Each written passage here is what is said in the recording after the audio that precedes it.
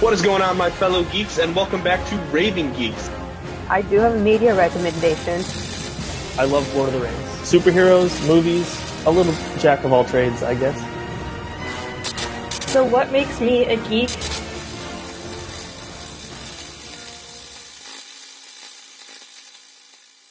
Bum ba bum bum bum bum. What is going on, my fellow geeks, and welcome back to Raving Geeks, the weekly pop culture podcast from Central Michigan Life, where we discuss all things geek culture, which is like high culture, but better.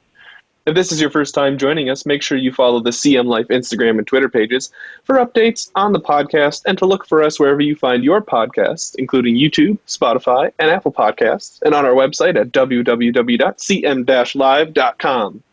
My name is Brendan Valentine, reporting to you live from the red carpet in Mount Pleasant, Michigan. And I'd like to thank you all for joining me and my fellow co-hosts this week, who will introduce themselves in a second with our question of the week. This week's question is, what is your favorite critically acclaimed film? That could mean Oscar winner, 100% on Rotten Tomatoes, recommended on Netflix if you really just want to go there. But I can start with mine. I gotta go. My favorite critically acclaimed film, Paddington 2, is 100% on Rotten Tomatoes. And no, that's a joke. But my favorite critically acclaimed film is actually Arrival, with Amy Adams and Jeremy Renner. I believe it did win an Oscar, which is where I'm going, which is why I'm pulling this in. But that was a really, really good movie. If you're a fan of linguistics or language science, it's a really cool application of that into a sci-fi realm. So highly recommend it. And if you're a fan of sci-fi movies and alien stories, definitely worth your time. All right. I'll go next. Hello, Isaac Hunter here from my apartment. My favorite critically acclaimed Oscar-nominated film would obviously have to be, if I had to pick one, it'd be The Return of the King. But if I could do this whole series, I will. Because in total, they won 17 Oscars. Fellowship was nominated for 13 Oscars and won 4. The Two Towers was nominated for 6 Oscars and won 2. And The Return of the King was nominated for 11 Oscars and won all 11 Oscars. In total, the series received 475 awards out of 800 nominations, thus making the films the most awarded film series in cinematic history. So yes, I have to stick to my niche, and my niche is Lord of the Rings. Yes, I agree with you there. Hey everyone, my name is Hope Gooderl. So true to my nature, if you've tuned in to us before, I can't just pick one. I actually went through the Wikipedia list and went back a few years to see what movies were part of the Oscars. Oh yeah, I'm also at the Oscars. Sorry, I'm not super dressed fancy because that's all at my house, not at my apartment that I'm moving out of at the end of this week. But so I went through and I found Ford versus Ferrari from 2019. That one was a really good movie. I really liked that one. Black Panther 2018. Dunkirk in 2017. La La Land. Hacksaw Ridge, Fantastic Beasts and Where to Find Them, all from 2016. And just because I was really curious as to what movie won the year that I was born in 1997, I was slightly disappointed to learn that it was Titanic, which I have never seen, but also I don't know, just at this point Titanic it seems overplayed. Movie. Titanic is a fantastic movie. And it's tied with The Return of the King for most Oscar nominations. And Ben-Hur, I think, is the other one. Mm-hmm. I haven't seen Ben-Hur. Let's see. I'm curious as to what mine was for 19... Wait, when were you born, Hope? 1997. Oh, okay. Then mine was Titanic as well. Well, I was not born in 97, so now I have to look this up. What film won Best Picture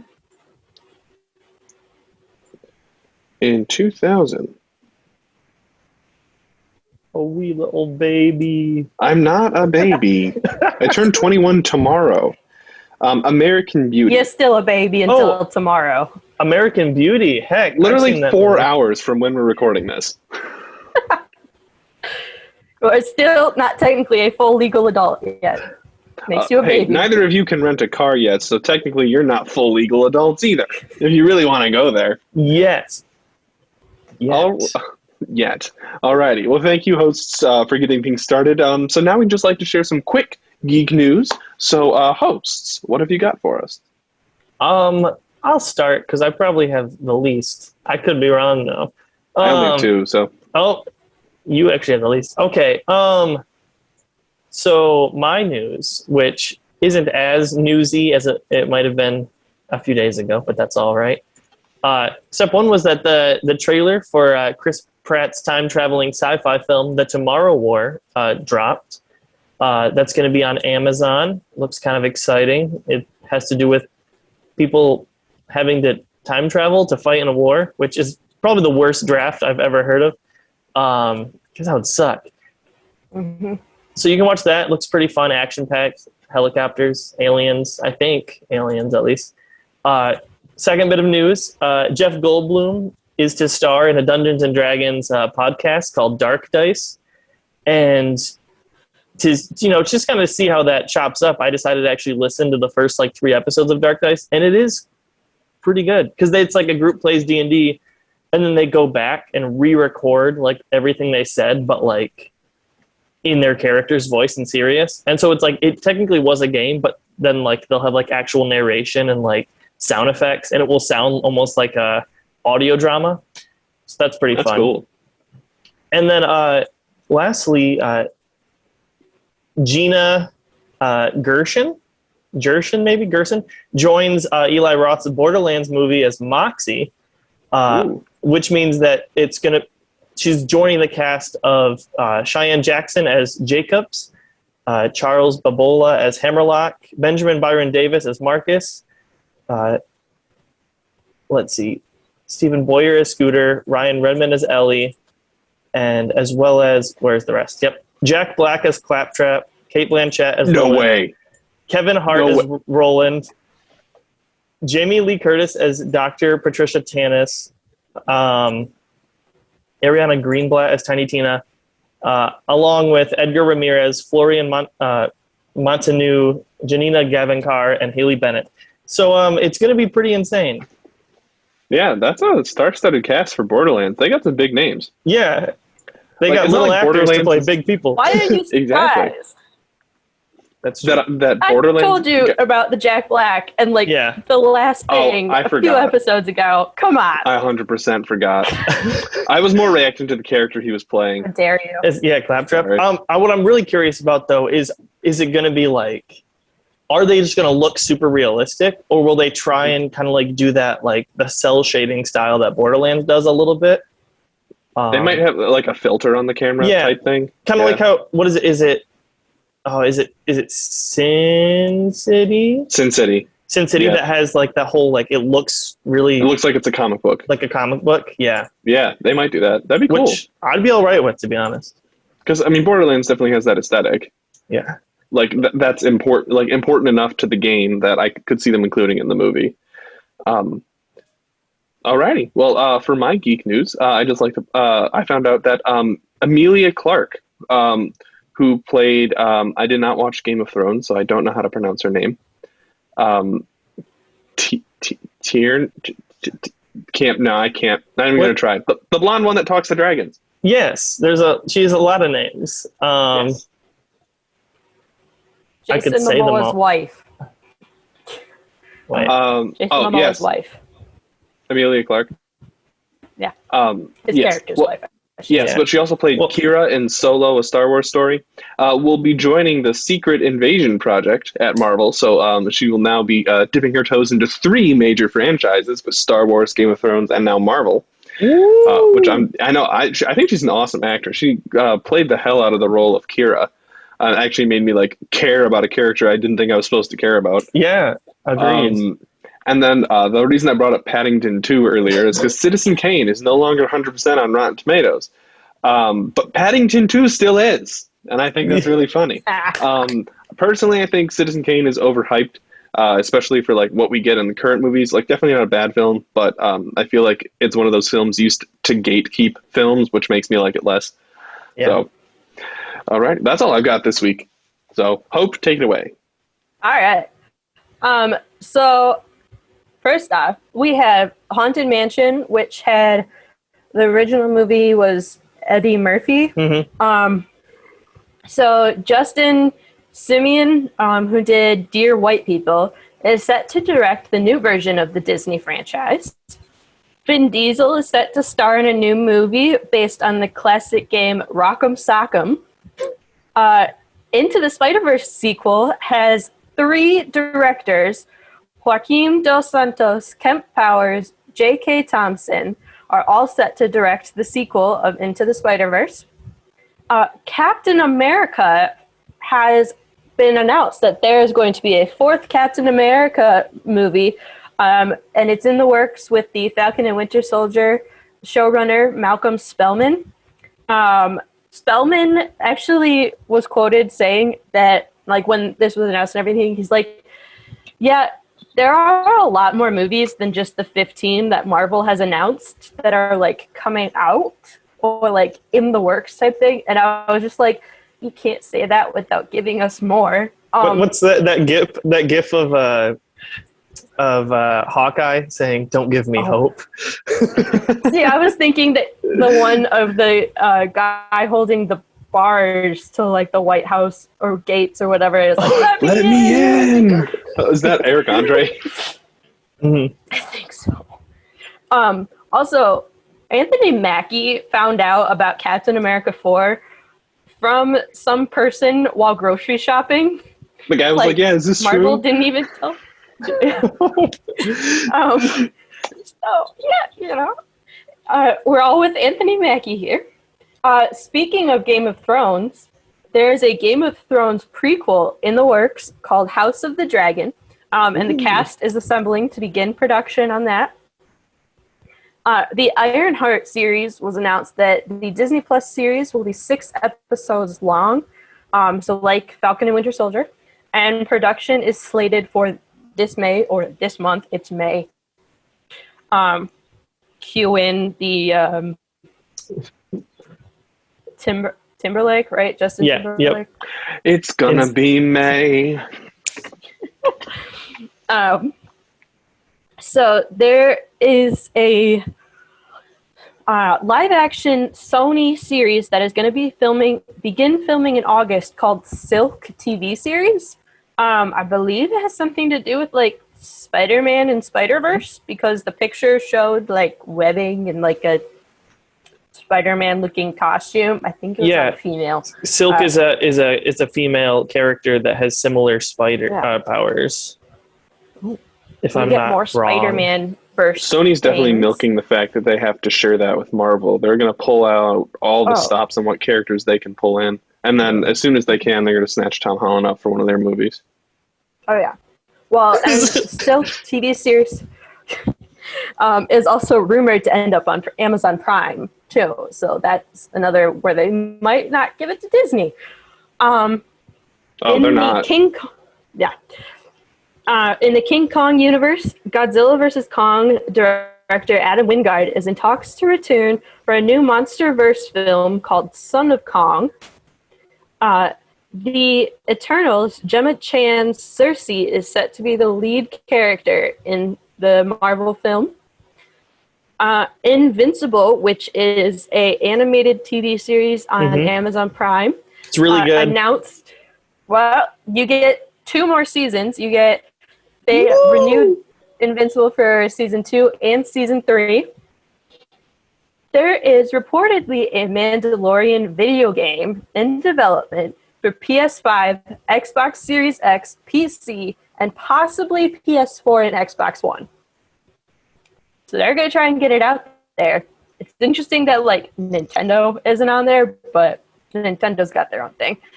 If I get a free roam Mandalorian Star Wars where you build your own Mandalorian, I would be so happy.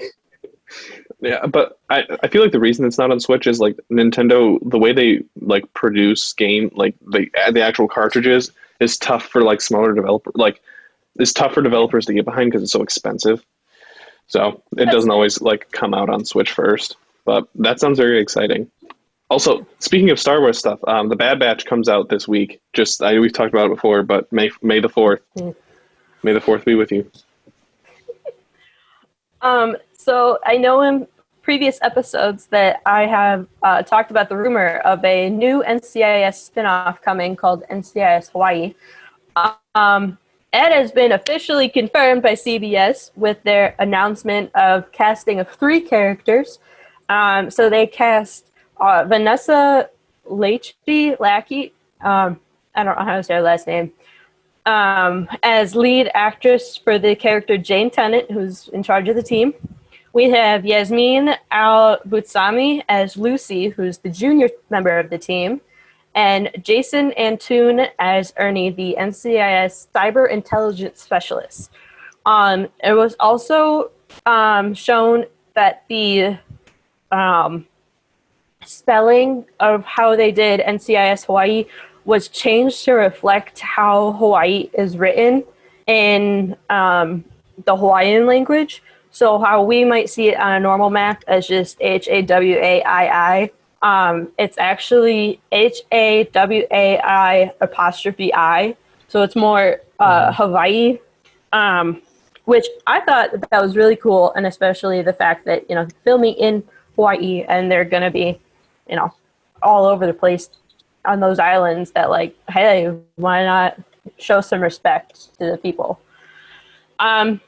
In my final geek news for the this episode is that Morbius, the Spider-Man spinoff, has been delayed by Sony for a 5th time, and it will now be released a day before my birthday, January 28th, 2022.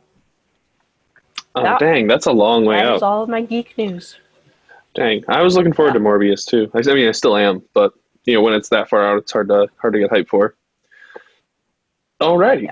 Well, for those of you watching on video, I feel like you might be able to guess our theme. But those of you who are just listening on audio, I am currently in my nicest blazer.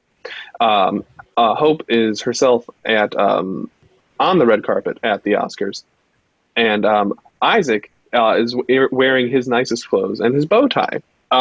And I have a little golden Thanos behind me as a... Oh, yes. And he has his little Marvel-themed Oscar behind him as well. Mm-hmm. So we would like to be talking about the Oscars, kind of like the award show this year, the awards in general, and then just some other aspects of film, just to kind of geek out a little bit about movies for our actual last episode of the season. So... let's get started with this year's winners.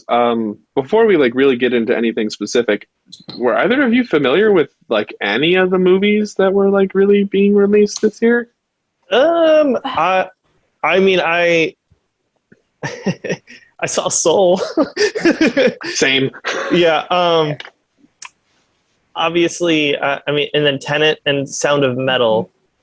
I didn't see them, but I knew of them. But a lot of the other ones I did not see or know were a thing. Yeah, like I'd heard of Judas and the Black Messiah, but I wasn't able to watch that one. So like I thought, like before there was also a lot of controversy with Judas and the Messiah because the actor who actually played the lead role was nominated as a supporting actor too. Didn't he win? Yeah, I think so. Yeah.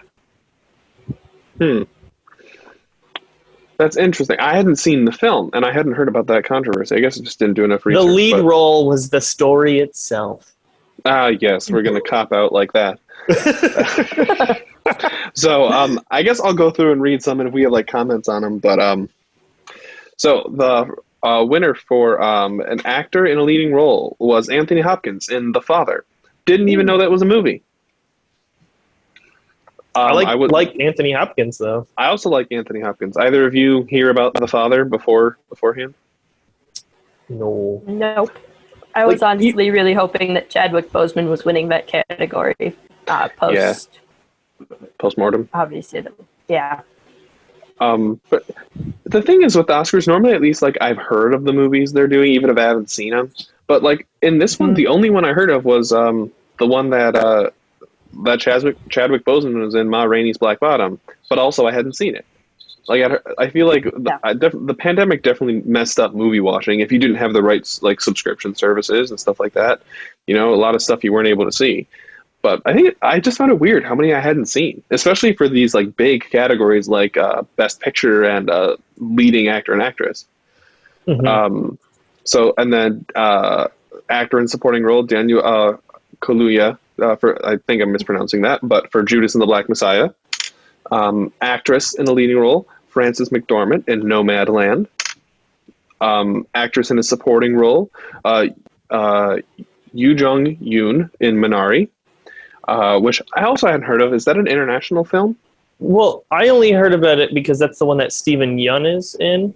I don't think it is. No, but with Parasite being successful last year, I'm hesitant to just say like, oh, they're all American films. Well, no, because it's the guy I think that is directed by and he moved to America, or his dad and his family moved to America, and I think it's kind of based on his life. I could be wrong. Yeah, semi-autobiographical, graphical. So interesting. The best animated feature film was Soul. I did see that one. That was very good. Yeah. Although I was rooting for Onward. I'm not gonna lie. I haven't seen Onward, actually. Give it a go. It's very good. Yeah, no, it's on my list.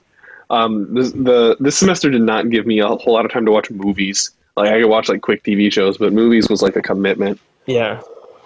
Award for cinematography, Mank, Eric Messerschmidt. The award for costume design goes to Ma Rainey's Black Bottom, Anne Roth. For directing, Nomadland, Chloe Zhao. The best documentary feature, My Octopus Teacher, Pippa Ehrlich, James Reed, and Craig Foster. The best documentary short subject is Colette by Anthony Giacchio and Alice Doyard. Film editing, Sound of Metal, Michael E.G. Nielsen. International feature film, the winner is Another Round from Denmark. With that's the one that has Mads Mikkelsen in it, right? I'm not sure. Yeah. Yeah. What a guy. I think it is. Best makeup and hairstyling. Because I think he and Leonardo DiCaprio are making a English version or something like that of that movie. Oh, I think. Interesting. Like an adaptation, or like what kind of adaptation? Just like a remake, or like in a new interpretation? Do you know? I think it's just like a remake, but like English instead of whatever foreign language it was in. Interesting. Danish, you mean? Sorry, it's from Denmark. I didn't know what language it was in, so I hadn't heard of that one.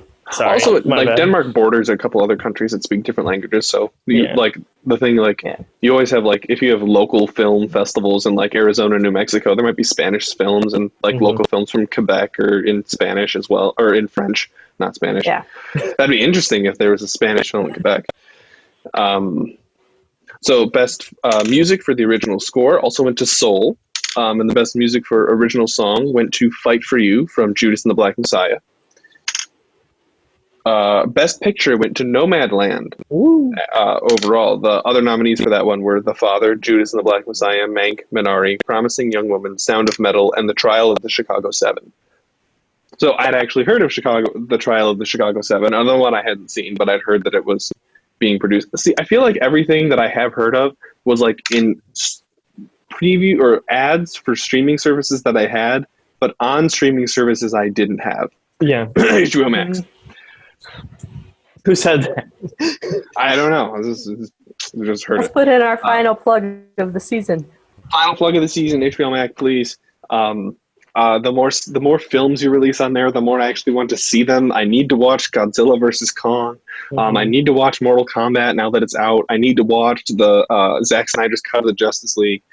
So please, subscription, send it our way here at Raving Geeks. I'd give you my address, but that could be problematic. So yeah, I don't think my roommate would like that. So just reach out to me. My DMs are open. HBO Max, please. A last little plug for the season. All right, the winner for production design was Mank, with production designers being Donald Graham Burke and set decoration being Jan Pascal. The best short film, animated short film, is If Anything Happens, I Love You by Will McCormick and Michael Govier. I feel like I've seen that, actually. My sister, so my sister's in art school and is a film major, and she has to watch like short films, and I feel like she showed me that, and that if it's the one I'm thinking of, that was exceptional, like the tearjerker.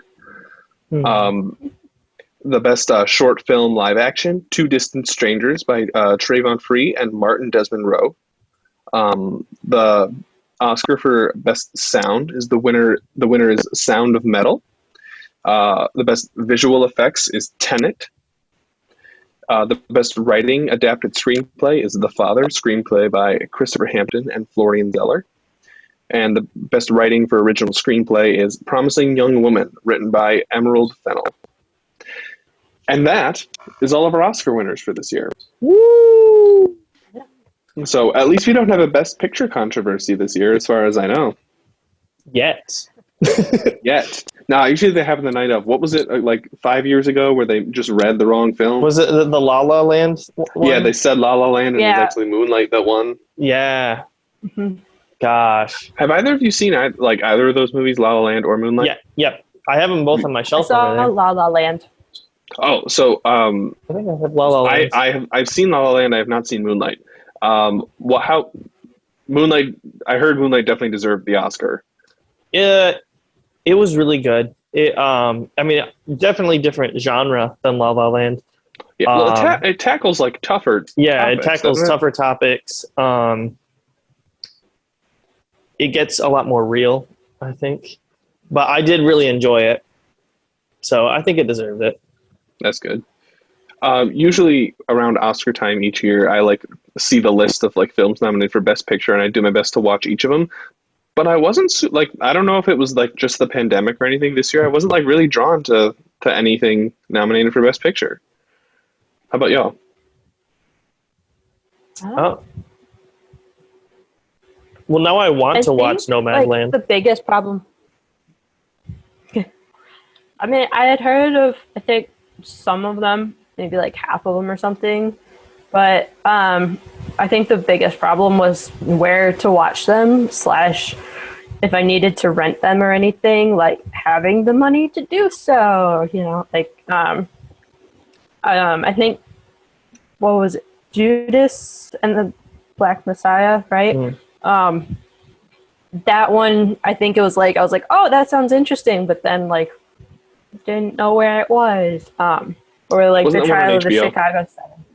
It was one on HBO. I think I can double check. I know the Trial of Chicago 7, I'm pretty sure, is on Netflix. And I was going to watch it the other day. Yeah. But I think like Ma Rainey, which I don't think that one was Best Picture, right? But that one I think was on Amazon Prime, but that was still like the biggest problem being, if I don't have a job, how can I pay to see these things? And so that was my biggest problem. But I mean, some of them too, like they just, if I did see the trailer, because like for Nomadland, I saw the trailer, like it kept popping up on my YouTube account, but it was just like, I don't know if I really want to watch it or not. Like I wasn't really hooked or anything. So. So Isaac, you were correct. Trial of the Chicago 7 is on Netflix. Judas and the Black Messiah, you can like rent it on, you can buy it on YouTube as one option. And then it was Apple TV, I think. It's also available on Prime, but they're all like full price purchases at the moment. That could be just post-Oscar season. Gosh, Apple TV, that's something I don't think about. Sorry. Right? Dang, we're just like dishing on these streaming services now. We're like begging HBO to talk to us, and then we're like, hey, let's destroy all these other ones. Yeah. What did you say? Peacock? I don't know what that is. Dude, I use Peacock for Parks and Rec in The Office now. Yeah. Which once it got The Office, like I knew people were gonna go over to it. Well, my parents pay for Xfinity cable, and I'm like, well, I'll just use that. And then I get Peacock for free, so Yeah. which is nice. So I've kind of like felt like this in the past couple of years for award season. I don't know if it's just me getting older or if award season is starting to just mean less, because I feel like with all these streaming services, there are a lot of award shows, and I feel like a lot of years they just don't get the winner right. Like, if that makes sense. Like, the nominees seem fine, but I feel like it seems like they're just like gatekeeping film for those like elite, and they're keeping out films that really like deserve to be recognized. If not, like, if they don't like win, that's fine. But like with the popularity of like superhero movies, the fact that Suicide Squad was the first one really to win, an Academy Award, I thought was kind of surprising. And I mean, that's like, superhero movies are my thing, but like, there are plenty of films that get released every year that deserve some kind of recognition on that kind of scale and don't get it at the Academy Awards. So do y'all feel the same way, or do you think it's... Yeah. And especially since, like, I don't know, there's, like, how many foreign movies do they not even, like, watch for the Oscars because they're not American made, well, like, each country has their like kind of own version of the Oscars, I believe, and like Canada has their own. I believe Japan has their own. Like I think the European Union has one. There's like different film festivals for it. So as much as I say like, yeah, we should recognize more international films, like if we just keep the Oscars like, oh yeah, this is going to be for American movies, I don't see an issue with that. But if you're going to present this as like the best movie, like best picture, and advertise it as the one that wins this is the best one in the world, then yeah, you have to open it up to every film. Yeah. But no, I do. Go ahead. I was gonna say, I definitely feel like the Oscars are definitely like a snobbish, stick your nose up in the air if it doesn't meet certain qualifications. Like, it's looked down upon, even if it's like really good. And sometimes I also feel like they just like put stuff in the nominations, just be like, no, see, we put that one up for nomination. It's like, yeah, but you're not gonna pick it. And I do mean that in like every aspect, not just like whether it's like a superhero movie or not, like, or like who the director is. Like, it's definitely a I'm gonna say this, and if anybody has a problem with it or doesn't think it's true, message me, talk to me about it. But race is definitely a big factor, because there are a lot of movies that like the cast is primarily black or non-white that I think are absolutely amazing and better than the ones that have primarily white actors in it that should have won that don't. And it definitely is also gender and yeah, it's very elitist and kind of like the white boys club type thing. And I just, they have started kind of changing, but like I said, it's more like they're like, no, it seems like they're actively like trying. That. Yeah, it seems like they're actively trying to circumvent this idea that like they only pick certain kinds of movies by including like a select few, that they're like, this doesn't destroy our narrative if we add it in. Like, this doesn't kill our vibe. Yeah. But then like at the same time, they like some films just don't get seriously considered. What was the one I think that was released earlier this year? Like, or no, I think it was early 2020, and I don't know if it was released in time for award season. That was about what is his name? From the Equal Justice Initiative down in Alabama. Oh, Just Mercy? Just Mercy. Did that get recognized for Oscars? Because that definitely deserved awards. I don't think so. The Oscars portrayal of a wrongly accused was thought to be worthy of his second Academy Award, but he was not nominated. Yeah. Yeah. So, like, Just Mercy was an exceptional film. Like, the true story aspect of it. Normally, I'm not a fan of true story movies because I feel like it's like, I don't know. I'm also not a fan of like inherently like feel good movies either, which most people get mad at me for that. But I don't know. They're just not always my cup of tea. But like, I thoroughly enjoyed that movie. It was very well done, Mm-hmm. just like from a cinematography aspect, from like a narrative aspect, from like a portrayal of the truth aspect, and that still got snubbed. But I feel like it's not just the Academy Awards either. I feel like all of the big award shows, like the Grammys, don't talk like. I feel like the Grammys don't actually pick the most popular, the best. Like the song is actually the best. Like they pick the one that best fit their narrative, Yeah. if that makes sense. Yeah. And I feel like in recent years, like music and film and all this other stuff has started to diverge from that narrative before. Like, I feel like we didn't notice it like 20 years ago because the music that was popular was also the music that fit the narrative of Hollywood and all that stuff. And now it's starting to diverge, especially with stuff like SoundCloud and stuff like that, where everyone can kind of produce without a label if they really want to. Filmmaking is becoming easier to like get out to people with like the rise of the internet and everything like that. So is it time we adapt like the idea of the Academy Awards to a more modern format? Like, do we scrap the Academy? Who even is the Academy at this point? Exactly. You know? Yeah. I don't know. And like, yeah, like, I don't know. Whenever I think of the Academy, I think of like when Martin Scorsese talked about how like Marvel movies like weren't art or whatever he said. Not cinema. Which like that's what I don't know. That's what I think about when I think of the people that pick the Oscar movies. I don't know.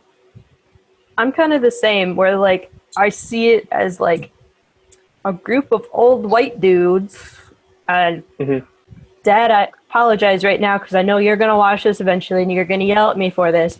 But like they're 60s and older, and maybe they have like one woman, but like she's maybe in her 50s. And like one other person, so they say they have equal representation or whatever. But it's, you know, the same narrative that's kind of been around for the longest time. I think, honestly, like, I think there needs to be a change in the Academy and, like, how things are viewed and the categories and everything. But I also think that, like... Oh, go for it, Hope, sorry. I was going to say, I think they need to get out to the people, especially, you know, when you say stuff like there's SoundCloud for the Grammys, but, you know, with YouTube being available or, you know, people being able to put stuff out on different streaming services, possibly, that, like, you know, there needs to be more of, hey, this is what you can do for this category. Like, it needs to be more readily available of, like, what requirements are to get into a category, or, like, what would help you win, so to speak, just so that people feel like they have a choice to get into it or not.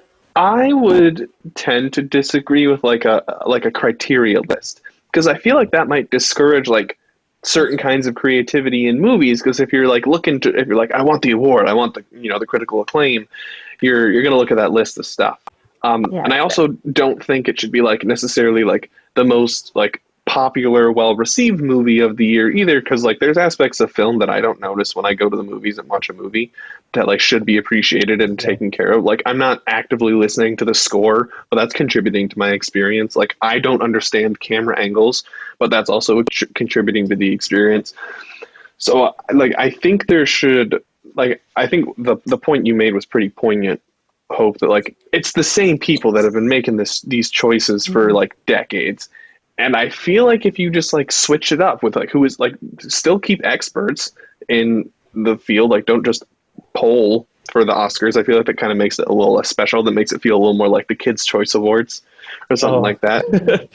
Which also I miss like watching the Kids' Choice Awards and actually like having seen all the stuff that was on there. Now I watch them and I'm like, I don't know what any of these shows are. I don't know. Yeah, what is this? I'm not a kid anymore. I actually found the they're the 17 governors of the board, and each one represents a different branch. For instance, it's like casting directors, film editors, makeup artists, producers, visual effects, actors, cinematographers, etc. Whoopi Goldberg is the governor of the actors branch. I didn't know that. Interesting. I didn't know that. And then I don't recognize anyone else because they're all like behind the scenes people. But yeah. Besides Whoopi Goldberg, do they have any other African Americans or non-white? I don't know, but they do seem to have a good amount of women. Okay. Just reading, there's Deborah Zane, Ava DuVernay, Linda Flowers, Lynette Taylor, Whoopi Goldberg, Mandy Walker, Kate Amend, Christina Canellis. I don't know if Wynn P. Thompson is a female, but they probably are. No, that's not. Now I assumed their gender. And then there's a Terry Dorman, which I also will Google. So actually, I think the majority of them are women. Interesting. But that makes me happy to know. Let's see. As a result, oh wait, what is this? Oh, there's even more governors. I don't understand how this works because this says. And I feel like that could be. Sorry, go ahead, Isaac. Because that could be part of the problem. There's there's a whole lot of transparency. Yeah. I feel like there should be some mystery behind it, but not to the point where we don't know who's making these choices. I understand now. Actually, there are. I don't know how many people are total, but these are just the people that were elected. And so it's as the result of this election, the number of female academy governors increases from 25 to 26. People of color goes from 11 to 12. And so I'm assuming maybe if there are 100 people on the board, I don't know, then only 26 of them are female. And only 12. I mean, that's better than what is expected. Yes. Yeah. Probably. But, I feel like this topic's kind of doom and gloom. So, my thing that I was proud of the Oscars, I believe it was last year, was that Parasite won Best Picture. Yeah. I thought that was very impressive. And I thought we could just have a quick conversation about international films, beyond the U.S. Are either of you familiar with either individual films or a whole culture of films? I've never really been able to watch a whole ton of international films. I don't know if it's just where I live or not knowing about them, because I will admit, as a white American, I don't necessarily pay attention to things that I probably should.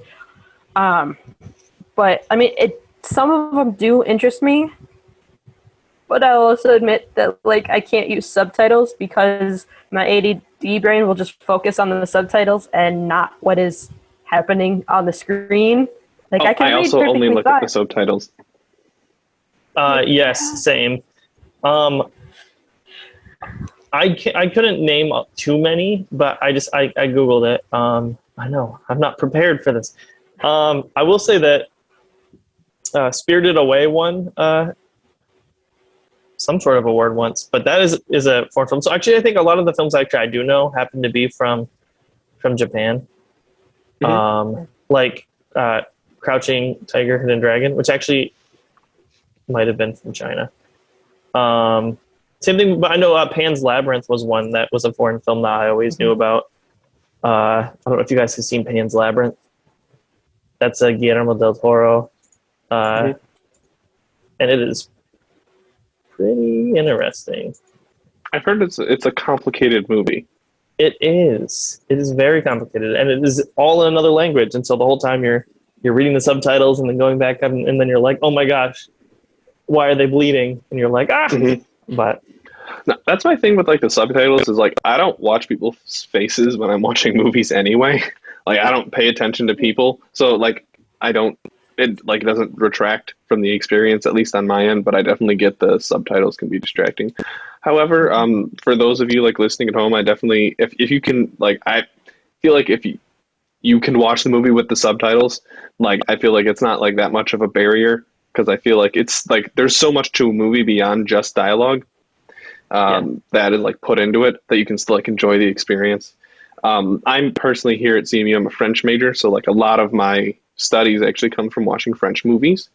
And definitely a different style of film, like filming and like prioritizing aspects of film than American movies. Heck, I've watched like Canadian movies from Quebec a lot this past semester too, and that's even like different. It's not just a, you know, Western Hemisphere, Eastern Hemisphere type thing. Because in French movies, there's a lot less emphasis on dialogue. Like a lot of times, like I'll have subtitles on, and there'll be people talking, and like there's nothing showing up on the screen. I'm like, what? And then like I asked my professor, she's like, oh, it's because what they were saying wasn't important.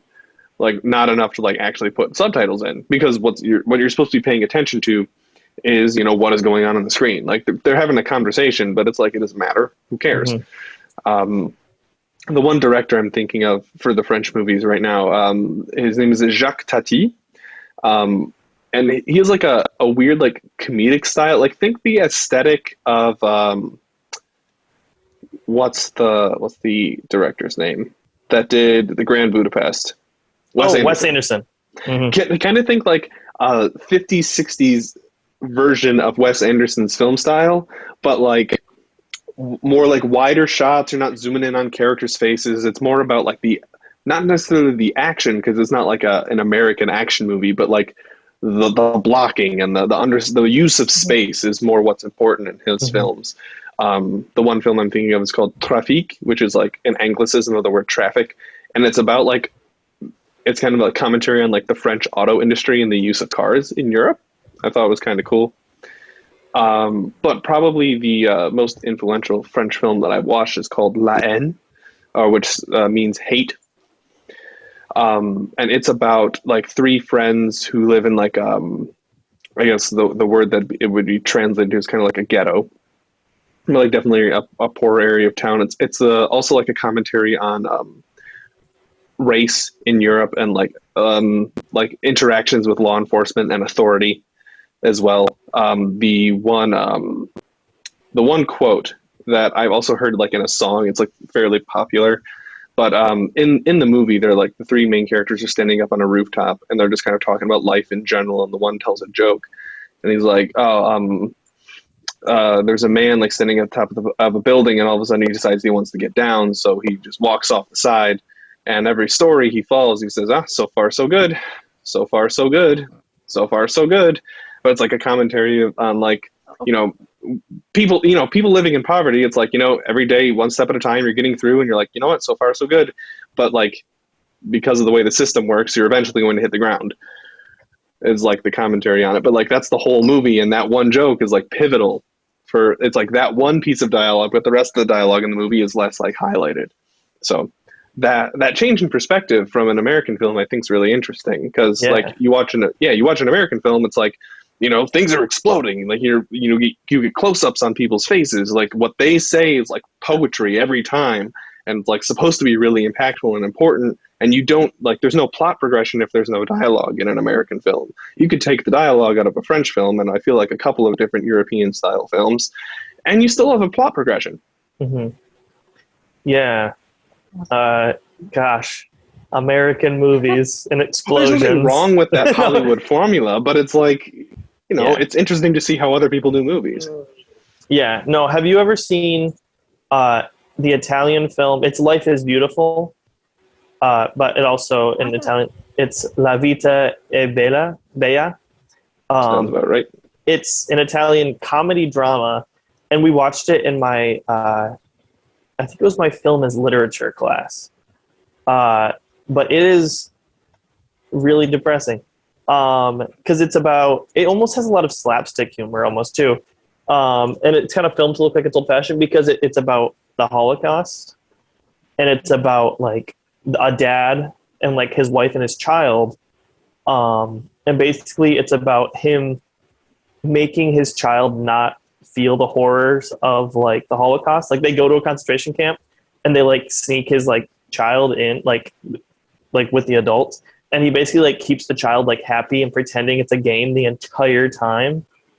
I think I've seen that. Yeah, and it's like and like the jokes he says are funny, but then you're like, he's just covering up like it's almost like from the innocence of the child. like everyone knows what's going on, but the child's like laughing. Like there's a really like funny scene where he's the only one that can speak Italian, and there's like Italian Jews in like the concentration camp, and so like there's a German that's like, hey, can you translate?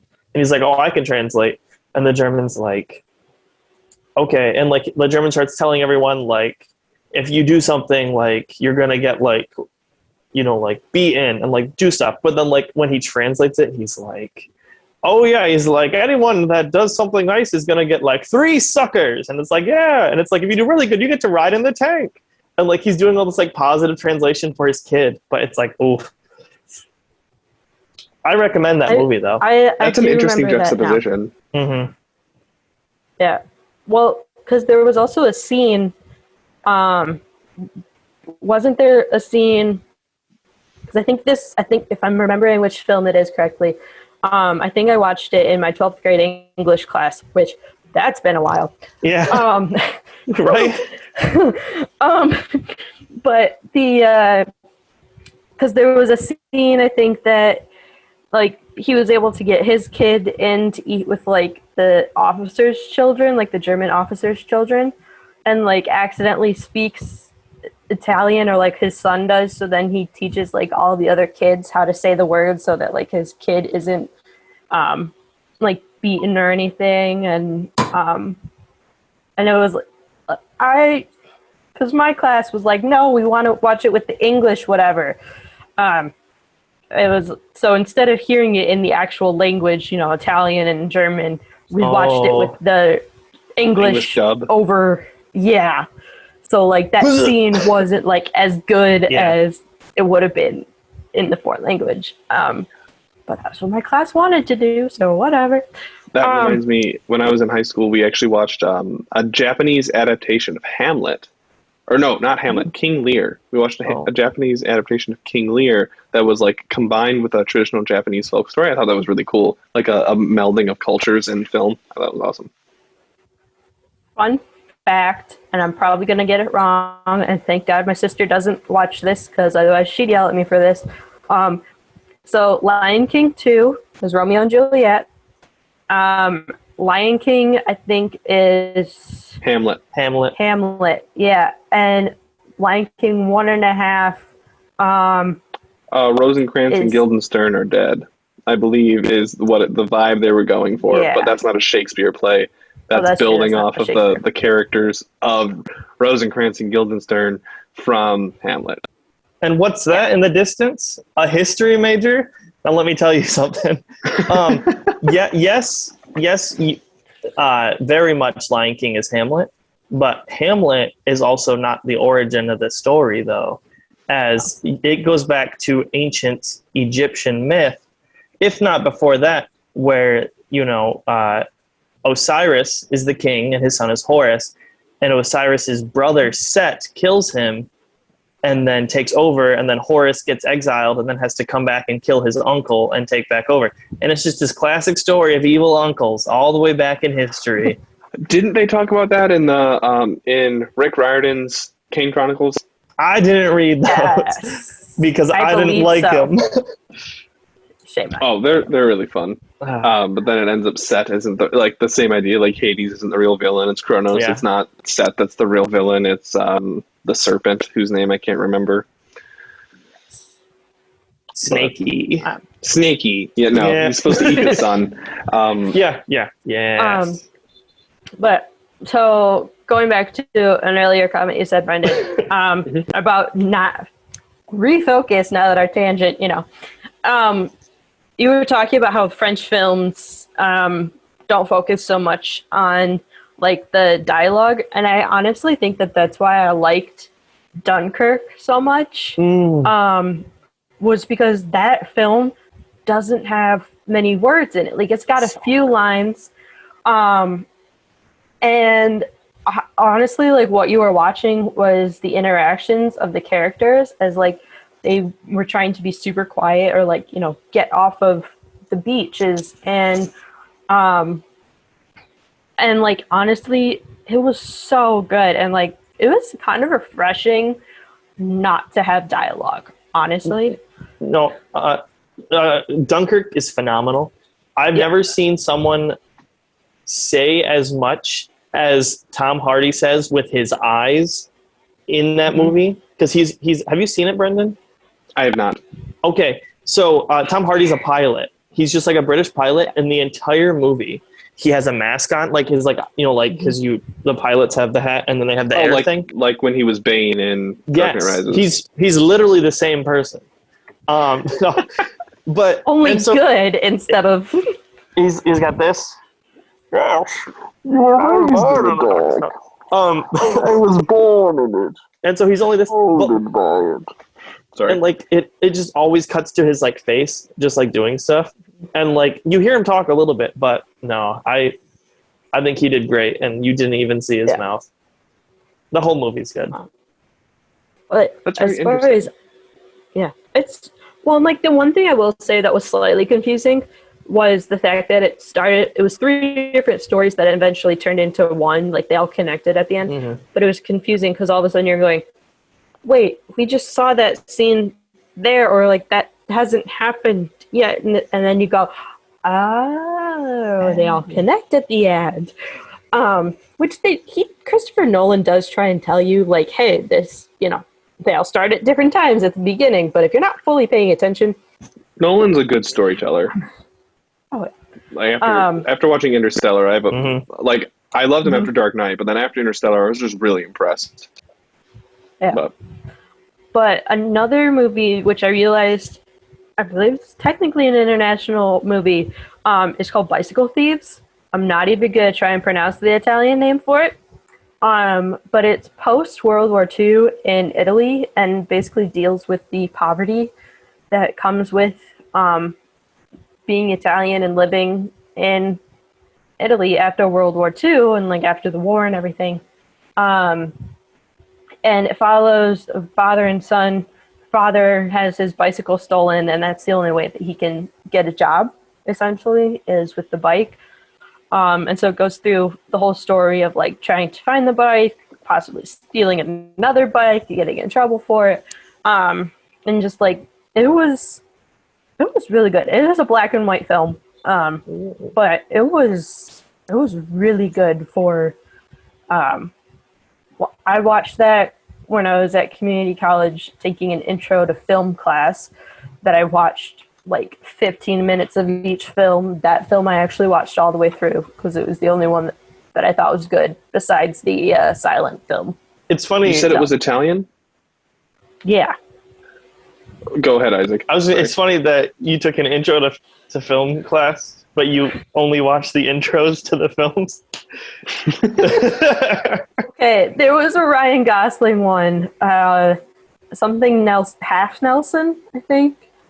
It was really weird, and like the teacher was essentially at one point realizes he's buying drugs from one of his students and getting high in the school, and I'm like, no, this wouldn't be a thing. It's got Ryan Gosling. Well, just the one thing I also thought of thinking about different films like in different countries is like here in the United States we make films and we want to relate it to Americans, so we tackle aspects of American identity like freedom and personal liberties and things like that are all pretty personal struggle, not community struggle, are really how they're tackled. Even community struggles with racism and sexism are tackled from an individual perspective, not a community perspective. But watching French and even Quebecois films, they have different cultural values and different things that they emphasize in character struggles. In France, there's a little more a little stronger idea of environmentalism and the need for environmental preservation, and you kind of see that in some through lines. There's a stronger connection to food culture in France, and in Quebec there's for those of you who don't like Quebec history, they were oppressed post British occupation of Canada, the French people. There's this whole root of oppression in a lot of their films that you see. So this difference in cultural identity is really interesting in how it motivates these subplots and what's motivating to get people to watch a film. And as you mentioned, with the Italian ones, it seems like this this certain kind of poverty seems to be a motivator because it's more common. Yeah. It's in like Italian and German films too. There's probably like that reconciliation with the idea of the Holocaust. That's probably a little more common. So, well, on that awesome note, as always here on Raving Geeks, we like to end with some recommendations for our viewers, whether that be movies, video games, comics, or anything else geeky. Would either of you like to start? Sure, I'll go first. So I originally was like, oh, okay, what things can I recommend? And then I started watching this new show on Netflix, and I got hooked. And I'm on episode 4, and I was watching it before we started recording, and I had to stop halfway through. But that show is called Shadow and Bone, which is a adaptation off of a book series, and I have a gift card to Barnes & Noble, so you bet that after this semester is over, I'm going to Barnes & Noble and getting the book. But it's really good. It's got Ben Barnes in it, which most of you will probably know him as Prince Caspian and eventually King Caspian, which something that weirded me out today to learn. He's the same age as Chris Evans. He is 39 years old. You're lying. Nah, that checks out. You're a liar. Feels long enough ago that could be correct. Gosh, he's an attractive man, though. He really is. But I have a lot of favorite characters in that show already, and I'm only on episode 4. But so, yeah, I highly recommend that. It is on Netflix. It's a TV series. And then my other ones that I'd recommend, had written down before finding this TV show / starting to watch it, was Sky High, which is on Disney Plus, because we were talking about Kurt Russell and Wyatt Russell last week, and I was like, you know what, Sky High, let's bring that back. Have you heard the theory that Sky High is part of the MCU because Kurt Russell in that movie is actually Ego trying to make another superpowered child? And he does! And he succeeds. I had not heard that. But it's not a good theory, but it's funny. I mean, he doesn't kill his wife this time, so... That we know of. As far as we know, that's not actually his wife. Jetstream's way too fast. But my other one was Night at the Museum, because I was also seeing a lot of Robin Williams stuff, and I was like, Robin Williams, I miss you. So Night at the Museum is also my recommendation. Nice. All right. Gosh, all good picks, Hope. My recommendation is a show called Staged, and it's on Hulu, and it features David Tennant from Everything, and Michael Sheen from a good amount of things. And basically, this is like after Good Omens was filmed, where they star as Crowley and Aziraphale, an angel and a demon. But basically, they're playing themselves. And it's like during the pandemic, and it's obviously it's staged, but they're playing themselves in their own houses, and their wives, and even sometimes their kids are like in shots, but their wives are there too, like their actual wives, and it's filmed over like Zoom calls, and there's a little bit of other filming, but it's over film calls, and basically they're part of like a theater production that got canceled, but then their director is like, hey, we want to get the jump on things. Like, we're going to be the first people to be completely ready because we're going to rehearse over Zoom. And so, like, when we actually, lockdown lifts up, like, we can do this. But, like, it's a comedy. And so it's, like, they're constantly fighting.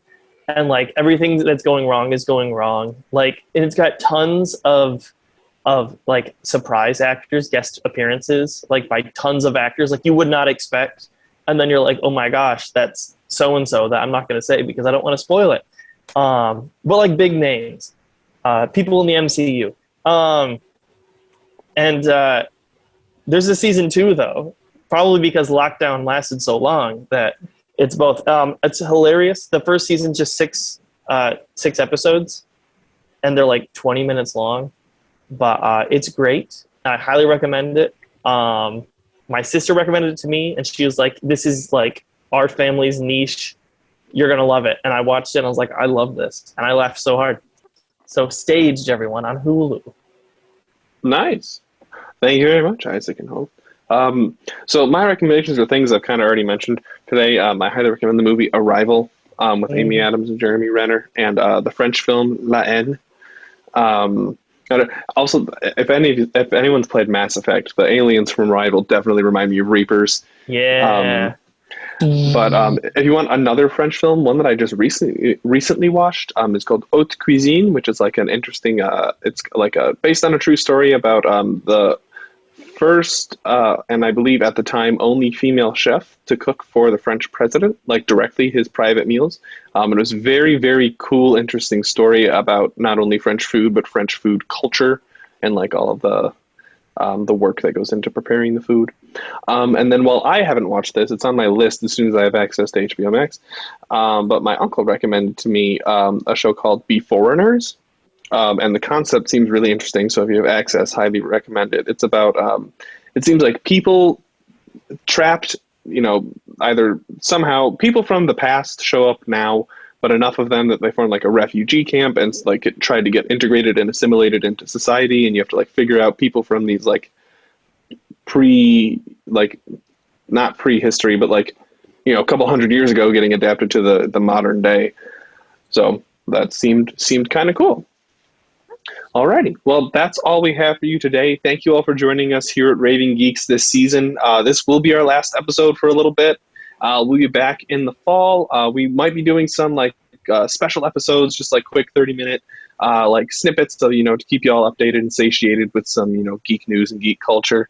But as always, make sure you leave a comment wherever you're listening from. We'd love to hear from you, your thoughts about today's episode, previous episodes, and what you'd like to hear in future episodes. We love interacting with y'all, even over the break when we're not going to be talking. We really appreciate all of the support throughout this season, and we look forward to bringing you more geeky stuff in the future.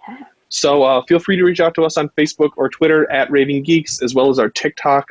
That will definitely also be active over the summer. We'll be working with that as well. So as always, I've been Brendan Valentine, along with... I'm Hope Gooderl. And I have been your Academy Award narrator, Isaac Hunter.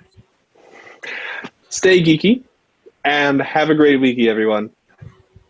Bye! So long.